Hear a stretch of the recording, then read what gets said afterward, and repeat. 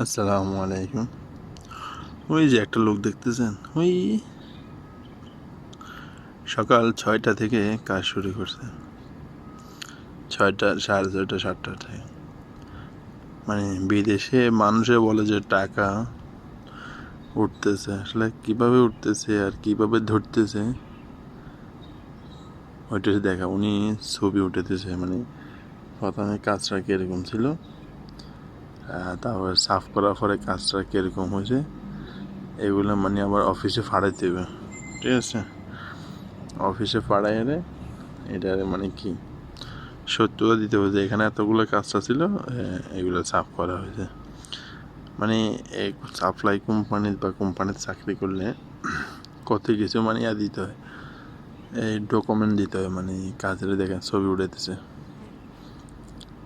ছবি উঠাই রে তারপরে যাই মনে করেন আপনার কি এটা অফিসে দিব, অফিস থেকে হয়তো এরা আবার এটা করবো, এই যারা বা বাড়িওয়ালা যারা এখানে কাজটা মানে এই ফালা, ঠিক আছে,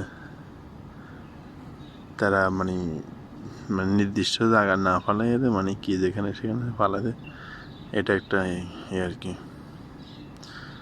তো এই আর কি, বিদেশে যে টাকা উড়ে, টাকা ধরে এভাবে ধরে আর কি। এই যে এখন শুরু করবো বাস একদম 3টা পর্যন্ত টানা কাজ চলবে। মনে হয় লাঞ্চ লেগে মনে হয় কি 1 ঘন্টা আছে, ব্রেক আছে আর কি। এইভাবে টাকা উড়ে আর টাকা ধরতেছে, আর দেশের মানুষ মনে করে যে এই টাকা তো কামাতে আছে।